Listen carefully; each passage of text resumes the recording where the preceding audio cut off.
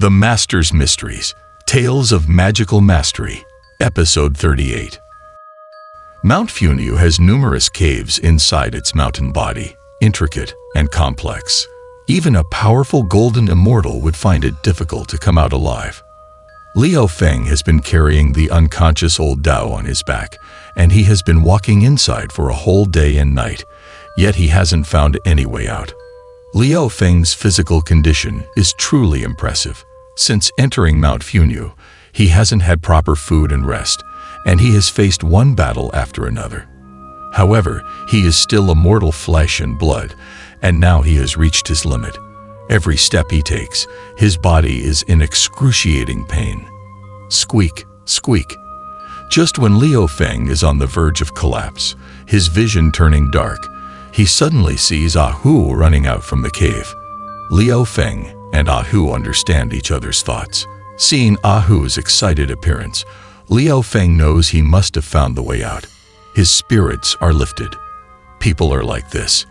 Even when they reach their limit, they can muster more strength when they see hope.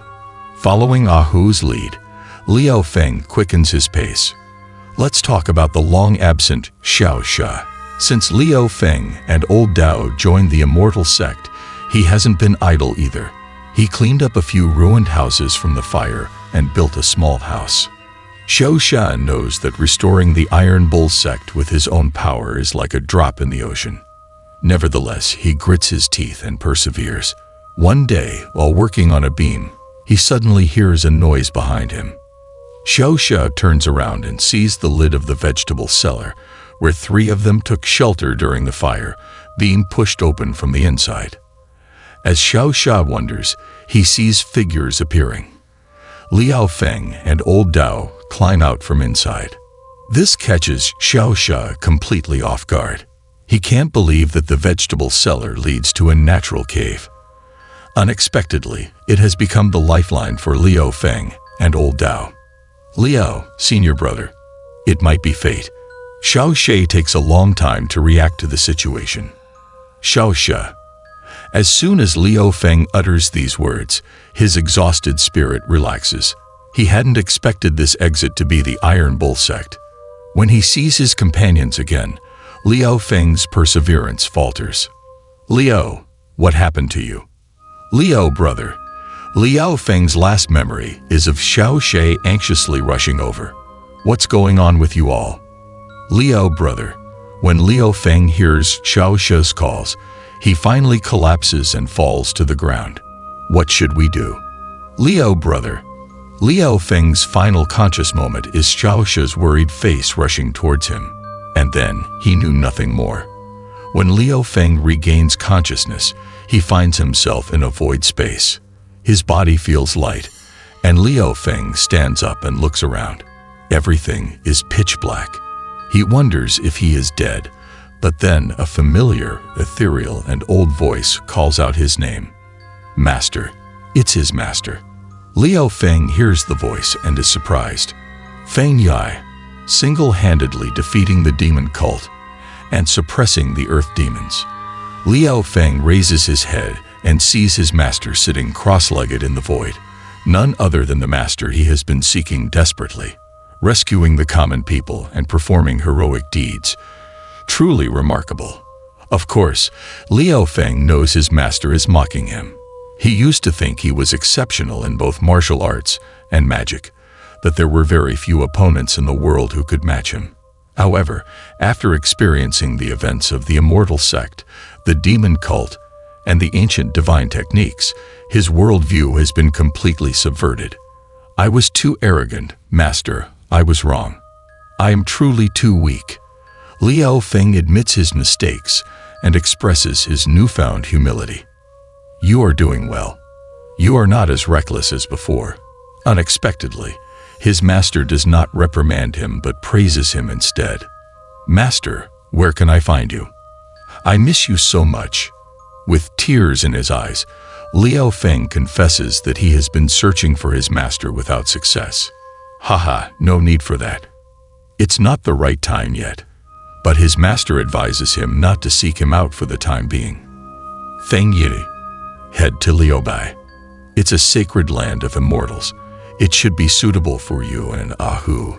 His master points him in a new direction, and Liao Feng's heart stirs. There's a whole new world waiting for you there. His master's words resonate with Liao Feng, who has realized the importance of having a divine spirit like Ahu to assist him. Remember, don't be affected by mundane thoughts. Everything in the world is interconnected.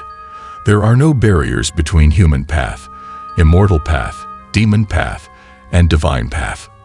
Although Liao Feng and Ahu can communicate with each other smoothly, he still feels a barrier that he can't break through. Master, you're leaving. Master. With these parting words, his master disappears again. Liao Feng shouts in desperation, "Master, Master." But as he calls, Liao Feng feels a weight in his body, realizing he has suddenly sat up from the bed. He just realizes that everything before was a dream. Whether the part about his master telling him to go to Liu Bei is true or false, he doesn't know how to decide. Young one, you've awakened. Liao brother. Just as Liao Feng is still dazed, the door is pushed open.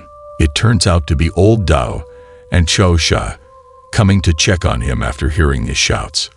Liao brother, do you feel better? You slept for 3 days and nights. Liao Feng is surprised that he has been lying in bed for several days, while old Dao, who was on the verge of death, is now lively and well. Old Dao, can you slow down? Nobody's snatching the food with you. Liao Feng eats heartily after Xiao Shi sets a table full of food. After eating, he soon falls asleep again. Until the next morning, Liao Feng feels like he has come back to life. He gets up and sits at the door, chatting with old Dao. Young one, what's next? I don't know either. I dreamed that Master asked me to go to Liu Bei, but I can't figure out what to do. When talking about the future, Liao Feng doesn't conceal anything and shares the dream he had while half asleep. I think it's a good idea. I've heard that Liu Bei is known for shamanism and is proficient in both martial arts and magic. It's just right for you and Ahu. Old Dao, who has been through a lot, agrees that Liao Feng should go to Liu Bei. Well then, I'll go and take a look. Old Dao, what about you? I'll stay here. I need to rebuild Iron Bull Sect. It hadn't crossed Liao Feng's mind that he'd agree so easily, but seeing him determined to stay, Liao Feng decides to head to Liu Bei. Yeah, I guess I'll go to Liu Bei, where they practice immortal arts. It's perfect for you and Ahu. And don't worry, it's not like I'm poor. I don't recall telling you that. As he lays out his plans, Liao Feng suddenly hears old Dao mentioning something about a Zhu Zhuai, ancestral residence. Zhu Zhuai, are you a big landlord? When did I tell you I was poor? Liao Feng realizes that old Dao has some grand plans and wonders if he's talking about money. All right, but I can't afford to support you. Keep in mind, you're paying for groceries from now on. I'll keep a record for you. Listening to their bickering, Ahu realizes that Liao Feng is too naive and has fallen into old Dao's trap. By the way, my ancestral residence should be enough to build 80% to 90% of it, and I'll figure out the rest. Just as Liao Feng thinks it's finally sorted out, old Dao suddenly brings up the topic of an ancestral residence again. What? Your ancestral residence? Are you a big landowner? When did I say I was poor? It seems like every time old Dao talks about it, the story gets bigger. Master, if you knew, you'd be heartbroken. You treated me with great kindness. As Liao Feng listens, he finds himself really happy for old Dao. He has found a new purpose in life, while Liao Feng is still lost in the fog. I might have to sell my ancestral residence. After all, my family's protector is gone. From the conversation, it seems that old Dao's ancestral residence is a substantial property, and Liao Feng starts to wonder if he can really rebuild Iron Bull Sect with that money. But how can selling it be enough to build something like that? Obviously, the ancestral residence is a house, not something to eat or drink. Just saying that might not solve all the problems. These discussions make Liu Feng realize that money alone might not be enough to buy a house. Feng Yi, it's not easy. This matter isn't easy to accomplish. Hearing old Dao's words, Liu Feng finally realizes the difficulty of the task. Yeah, let's figure out a solution. By the way, I just remembered, I do have money. Remember my ancestors' homes. You should help me remember that. Liu Feng decides to help old Dao solve this matter. Master, are you a big landowner or something? When did I say I was poor? And you, don't just eat, remember to pay for the groceries. As the conversation goes on, Liu Feng learns more and more about old Dao's past. Right, let me tell you this. My family's protector is from Liu Bei. Old Dao, what did you say about a family protector? As Liu Feng listens, he suddenly realizes that old Dao mentioned a new term earlier. It sounds like it has an interesting story behind it. You've been tricking me all this time, haven't you? What nonsense. The protector is a house. How can you eat or drink it? This revelation confuses Liu Feng even more, as he discovers that old Dao has been leading him on with his words. Well, anyway, about that. I come from a very influential family. Influential family? Why didn't you tell me before? Finally, Liu Feng realizes that old Dao's family background might be much more significant than he thought. All right, I'll tell you, but it's a long story. Old Dao, tell me. As old Dao begins his tale, Liu Feng learns about a fascinating story from 30 years ago.